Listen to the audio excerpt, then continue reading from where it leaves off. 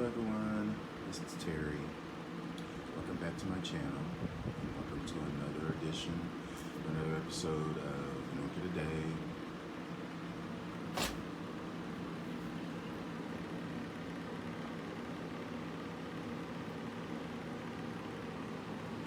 Today's orchid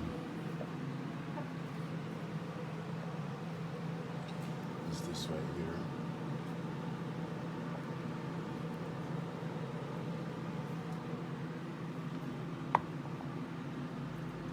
This is my Angraecum scatinum. I've always had scatinum in my collection, but this is not so much a recent acquisition, but I guess I got it about a year ago. I got this from Seattle Orchids. They had plugs on sale of scatinum, and at the time I did have a scatinum, well, what I thought was a scatinum, which ended up being a Joyce Stewart when it bloomed. So I was glad that I got those plugs, and when I got them, they were on sale for about $9 each. And yeah, this was one plug because they were two plants together in one plug, and it was about a year ago. Yeah. Scatinum is a Madagascan orchid. Very succulent type leaves. Does like slightly drier conditions in the wintertime. Likes it very moist in the summer as it is growing. Very slow growing, but I have found in my care I'm able to get maybe one or two leaves to grow per season, which is slow because they are a small plant.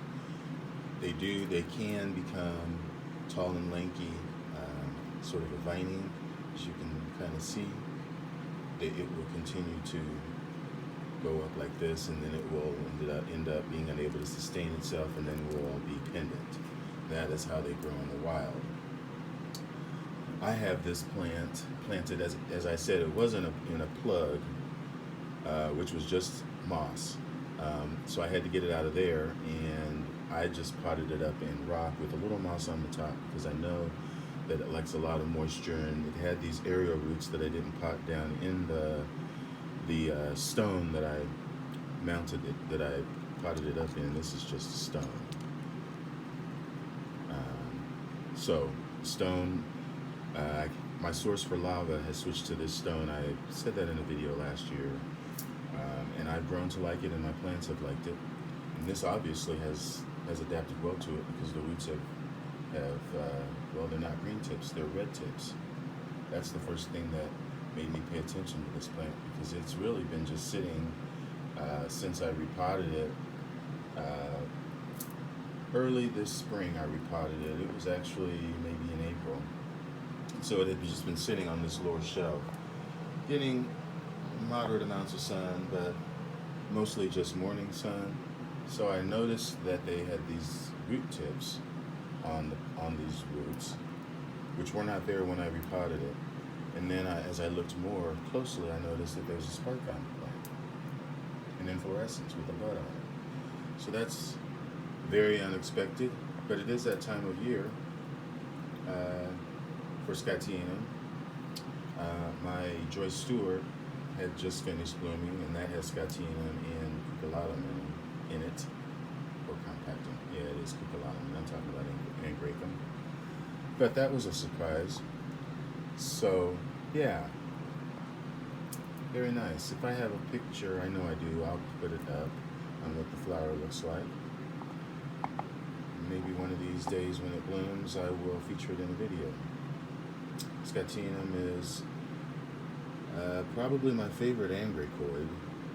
I've probably said that about something else, but I think scatinum is one that I've always desired from the very beginning. It was on my very first list of plants, of orchids that I wanted, that I ordered from some nursery, but I wish I could remember that. It's now defunct. It was in Hawaii, and I still have that list of plants, and scatinum is on that list. Anyway, it's interesting to think about how long you've been growing these plants and how far you've come. As far as how far I've come, this is sort of an indication. You know what this is? This is my graveyard. These are all the plants that I have killed over the years since I've had this greenhouse, since 1990, which is shameful, but it happens. Anyway, thanks for watching, and if you enjoyed this video, please subscribe to my channel. And again, enjoy your orchids. Have a good day.